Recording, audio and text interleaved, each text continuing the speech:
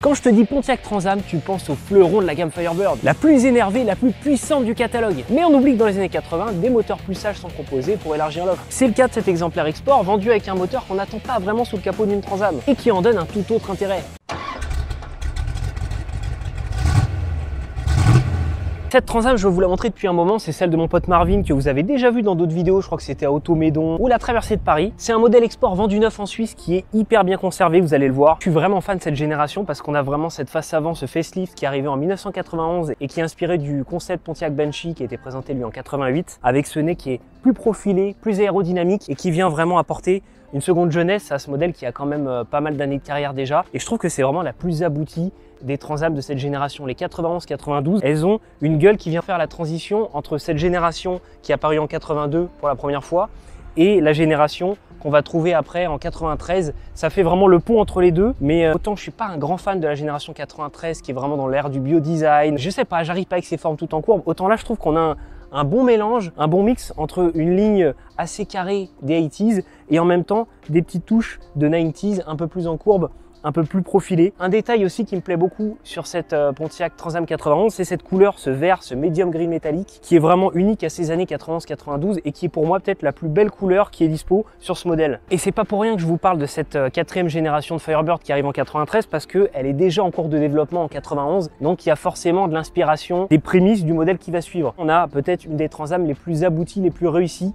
à mon sens de la génération 80s-90s. On a ces grosses écopes dans le pare-choc qui permettent à l'air de rentrer et de refroidir les freins avant. Spécificité des modèles Export, pour pouvoir séparer les veilleuses et les clignotants, on a aussi une espèce de feu de remorque qui ont été adaptés. Bon, c'est pas forcément très joli, mais bon, ça se voit pas des masses, vu que c'est bien caché dans le pare-choc. Ça, ce Screaming Chicken, ce fameux Screaming Chicken qu'on trouve sur les Pontiac depuis les 70s, il est beaucoup plus petit d'origine, hein. Là il est un peu plus gros mais ça choque pas, je trouve que ça va bien avec le style de la caisse. On retrouve aussi un trait très particulier, indissociable des Trans Am de cette époque, c'est les phares pop-up, les phares escamotables. C'est quelque chose qu'on avait d'abord sur les Corvettes et que la Trans Am a repris dans les 80s et qui fait toujours son effet et qui nous ancre totalement dans les années 80. Bon là c'est purement du look, ça rend bien, c'est super joli, ça lui donne encore un peu plus d'agressivité, mais c'est factice et ça c'est très à la mode chez les Américains jusqu'à cette époque. Donc ces jolies prises d'air comme ça qui la rendent encore un peu plus vénère, encore plus agressive. Il y a plein de petits détails qui sont spécifiques aux Trans Am de ces années, hein. 91, il y avait vraiment un facelift qui est pas que sur l'avant, qui est aussi sur l'arrière, vous allez voir, et sur les côtés. On a notamment ces belles jupes là qui font partie d'un kit aéro. C'est vraiment hyper réussi, j'aime beaucoup ce petit décroché là. C'est un beau kit carrosserie qui relève le niveau encore par rapport à une Firebird, qui lui donne une vraie personnalité. Ça, petit détail important,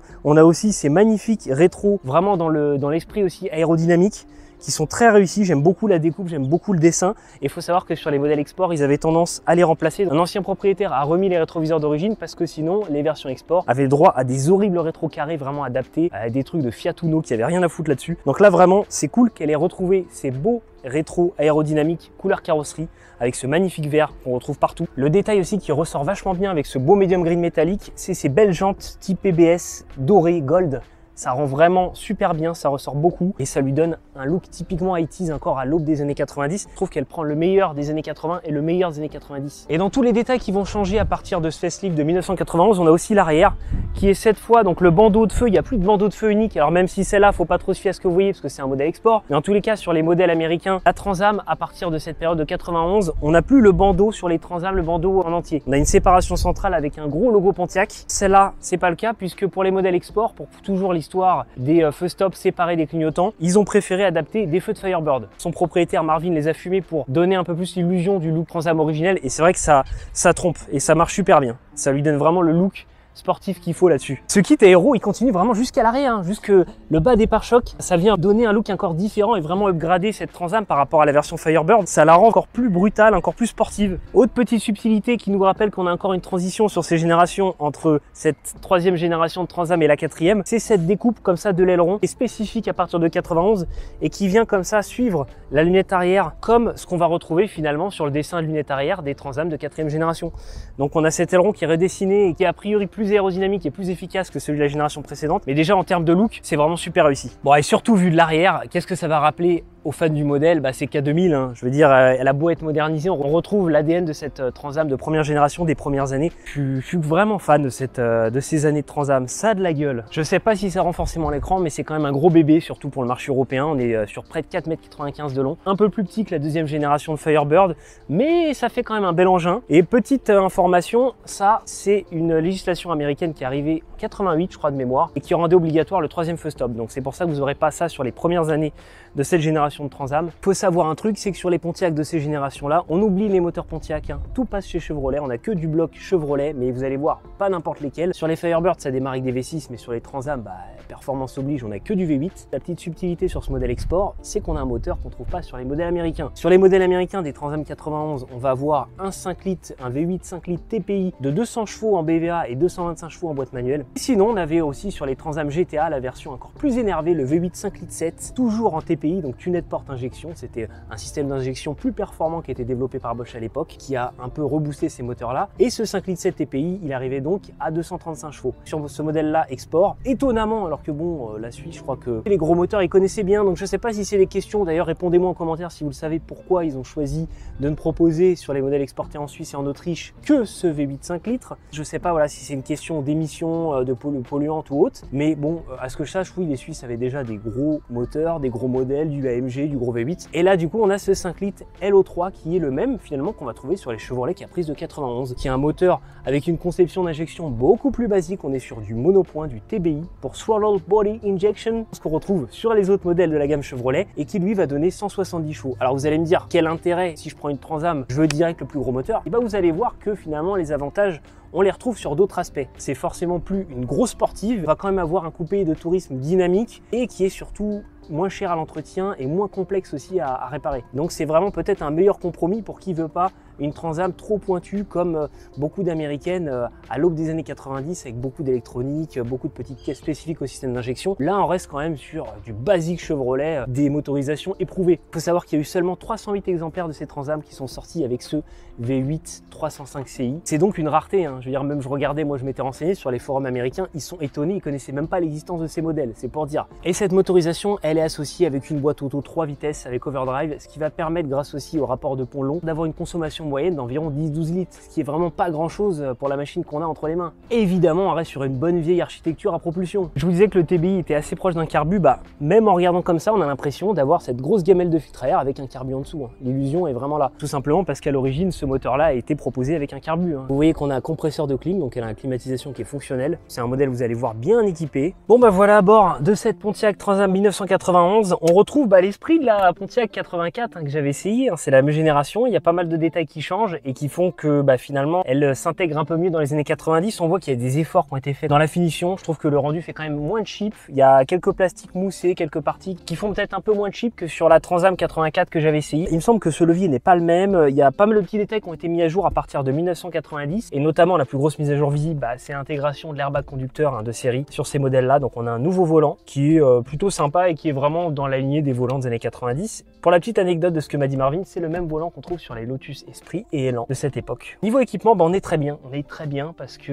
on a grosso modo tout ce qui se faisait de mieux en termes d'équipement électrique sur cette voiture. On a les vitres électriques, on a les rétroviseurs ici à réglage électrique, on a la climatisation, le régulateur de vitesse juste ici. On peut aussi régler le volant en hauteur, verrouillage centralisé, mais ça j'en parle pas, c'est un truc qui devient assez commun à cette période. On trouve aussi certains éléments qui n'ont pas changé depuis 1984, c'est drôle, hein, comme les poignées de porte, un peu dans l'esprit cockpit d'avion comme ça, très brut. On a une position de conduite assez basse, on a une vue panoramique avec une bonne surface vitrée mais peu haute, donc ça donne vraiment l'impression d'être dans un cockpit d'avion, d'être dans un avion de chasse, comme le modèle 84 que j'avais essayé. On retrouve toute cette instrumentation complète avec le contour, avec le voltmètre, avec la pression d'huile et la température d'eau, toutes les infos nécessaires pour une conduite sportive. Il reste encore quelques petits signes des années 80, ces petits motifs carrés qu'on retrouve partout, qui sont vraiment typiques de cette époque. Il y en a là, il y en a là, il y en a aussi dans les fonds de compteur. Sportive oblige, le levier de vitesse automatique, il n'est pas sur la colonne de direction, mais sur la console centrale. On peut bloquer en deuxième, en première comme sur toutes, et puis on a le fameux D entouré qui signifie overdrive pour avoir du coup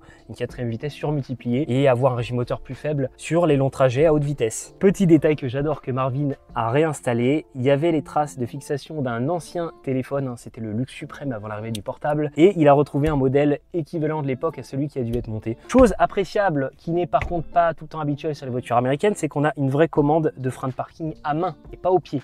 C'est quand même plus sympa si tu veux commencer à drifter, surtout quand tu es en propulsion. Bon voilà, à cette époque, les Américains avaient encore pour ambition avec ces modèles-là de nous proposer des jouets fun quoi. Dans les différences aussi par rapport à celle que j'ai essayée en 1984, je vois qu'ils ont rajouté, bon alors ça c'est l'élément qui est devenu indispensable au début des années 90 quand les Américains ont découvert ça, les porte-gobelets. Et c'est vrai que ça fait souvent défaut même de manière générale aux voitures américaines avant les années 90, c'est le manque de rangement. T'as des énormes habitacles, mais t'as aucun vide-poche. Et ça, c'était vraiment con. Et je me rappelle du coup, les panneaux de porte du début des années 80, tu n'as rien. Tu as juste ton accoudoir, ta poignée pour ouvrir la porte et basta quoi. Ils ont quand même intégré des vides-poches et des porte-gobelets. Il y en a un peu partout, il y a même là. Petit détail qui me fait rire, on retrouve toujours par contre ce détail cheap, cette petite pochette comme ça simili-cuir sur la planche de bord. Globalement, ouais, ça fait quand même bien moins cheap que la version du début des années 80. On voit qu'il y a un effort qui a été fait. Il y a moins l'aspect plastique de mauvaise qualité, mal assemblé à l'arrache. Il y avait un côté un peu Citroën AX, vraiment de plastique cheap, d'assemblage approximatif. Là, on sent quand même qu'ils ont essayé d'arrondir les angles avant l'arrivée de la prochaine génération. On va se faire un petit démarrage quand même, c'est pas tout. D'ailleurs, Marvin a fait faire un joli travail sur l'échappement, vous allez le voir. C'est beau quand même, hein.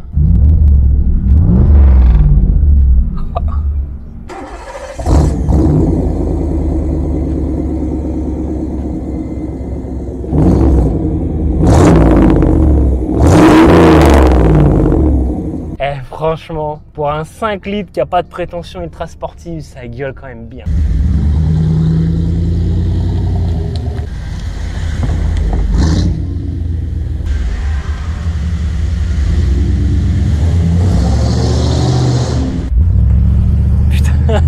C'est ça qu'elle chasse du train quand même. Bon les amis, c'est le kiff.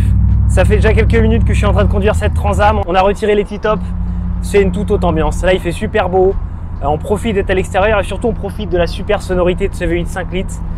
Marvin l'a confié à un spécialiste qui a refait l'échappement et c'est le jour et la nuit. Là vraiment elle chante. Tu n'as pas l'impression d'avoir le V8 de base, tu as l'impression d'avoir le gros V8. Et déjà, même à basse vitesse, on sent le couple impressionnant. On peut être assez bluffé, se dire en fait j'ai le 5 litres 7, pas faire la différence à petite vitesse quoi. Ce qui me choque aussi à première vue, c'est qu'on sent quand même qu'il y a un travail qui a été fait sur la suspension. Elle est équipée du pack WS6, donc une suspension un peu plus raffermie, une direction peut-être plus précise. Voilà, des réglages au niveau des trains roulants, au niveau du châssis, qui permettent justement un peu plus d'efficacité, un peu moins de flou comme on a souvent sur les américaines. Il doit être assez différent d'une Firebird. Du coup, je sens que par exemple la direction elle n'est pas hyper assistée comme beaucoup d'américaines, elle est juste ce qu'il faut pour avoir quand même un minimum de précision dans cette direction. La boîte auto est super agréable, hein, c'est une boîte GM assez connue, hein. TH700 R4, hein, il fait très bien le job là-dessus, hein, elle est vraiment efficace. Quel bonheur le son de ce V8, écoutez-moi ça. Et on sent que déjà, elle chasse un peu du cul. Quand on appuie un peu fort sur la pédale d'accélérateur, on sent qu'elle est joueuse quand même. Les 170 chevaux, ils sont quand même bien là. La suspension, à l'image de ce qu'on attend avec ce pack WS6, elle est un peu plus ferme. Alors j'ai jamais essayé une Firebird de base, donc je peux pas voir à quel point elle est plus ferme. Mais on sent que voilà, c'est quand même un peu plus axé tenue de route, comportement routier, davantage que cruising. Mais pour autant, ça reste très confortable, hein. Je veux dire, pour quelqu'un qui est habitué à un véhicule européen, c'est même un poil mou. Mais on gagne quand même de la précision dans la conduite. Voilà, on le sent au niveau du ressenti général. Et ça reste agréable.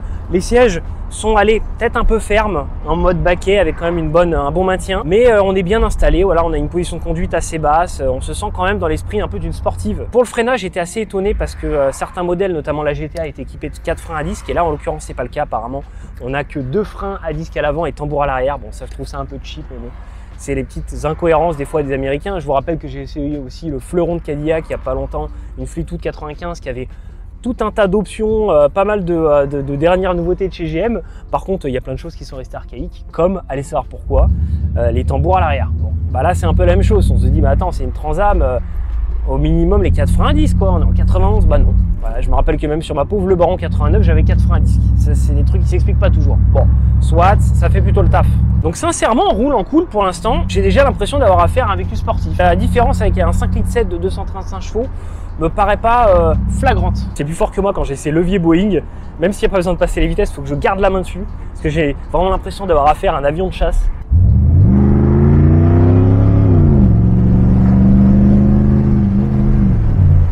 Kickdown répond bien. Il est nerveux ce moteur. Il est nerveux et en même temps, effectivement, on se rappelle que c'est pas non plus le plus gros moteur. C'est-à-dire qu'il y a un petit coup de pied au cul, mais après ça devient assez vite linéaire et on sent que voilà, passer un certain régime moteur, voilà, c'est limité, on a atteint le maximum.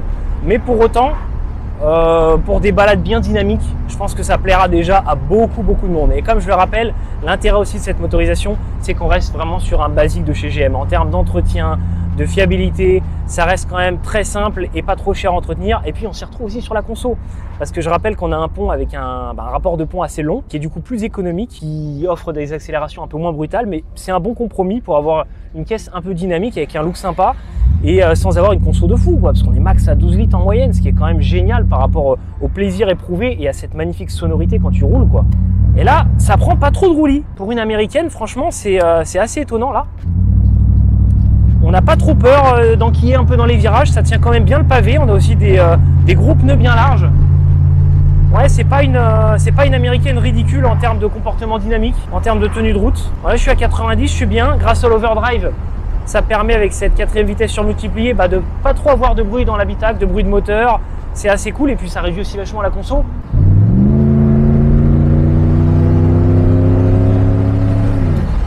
Ah ouais, les 170 chevaux sont là quand même. Voilà, on sent qu'elle les a pas perdus.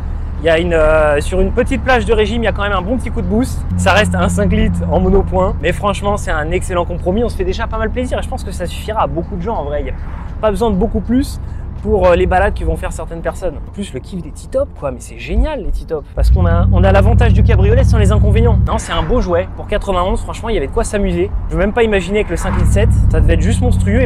Vous voyez pas là sur la route des vacances avec vos petits T-Top, là le doux son du V8. 91 avec un moteur V8 archi éprouvé, tu peux faire le tour du monde sans avoir trop peur de tomber en rade ou de pas trouver les pièces. Bon, après, je te garantis pas que dans le fin fond de l'Asie, tu trouves des pièces pour un 5 litres TBI, mais globalement, ça reste quand même un des moteurs américains les plus éprouvés. Tu peux faire le tour des US sans être emmerdé avec ça. Tu trouveras des pièces dans un fond de garage facilement, au fin fond du désert. C'est bluffant, on peut tourner pendant des heures. Déjà, contrairement à d'autres américaines, on est bien maintenu par les sièges.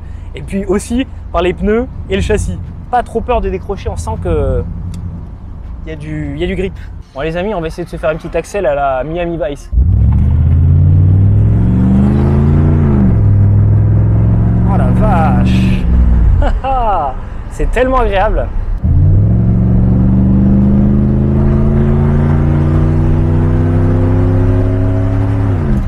Oh là là là là là là là là. Impressionnante, hein. Vraiment. Dit très dynamique. Il n'est pas du tout ridicule en fait ce 5 litres. Mais la sonorité du V8 c'est tellement un kiff. Dès que tu rends un kick, tu mets un coup de gaz, t'entends le glou-glou derrière. Ah, je me dis, je le répète les amis, mais c'est pour ça qu'on achète ces genres de bagnoles quoi. C'est des sensations les américaines qu'on trouve pas ailleurs. Bien sûr qu'elles ont des défauts, mais elles ont tellement de qualité, tellement d'exotisme à côté. C'est juste un pur kiff cette Transam. Là, on sort d'une petite balade avec les T-Top retirés. C'est une ambiance de ouf avec la douce sonorité de ce V8 5 litres. Échappement, je le rappelle quand même travaillé parce que d'origine c'est plus discret. Mais globalement, je trouve que cette Transam, entre le design, le comportement routier, la conduite, on a vraiment le meilleur des 2 décennies entre le meilleur des années 80 et le meilleur des années 90. Et en même temps, avec ce 5 litres TBI, on a l'avantage d'avoir un moteur, certes, qui n'a pas une puissance incroyable mais qui est vraiment suffisant pour des conduites très dynamiques tout en ayant un coût d'utilisation et un coût d'entretien relativement faible. Donc c'est vraiment une caisse avec laquelle on peut se faire plaisir sans que ça coûte très cher ni à l'achat ni à l'utilisation. Donc si vous voyez une petite Transam sympa comme ça avec le 5 litres, bah dites-vous que c'est peut-être pas une si mauvaise affaire.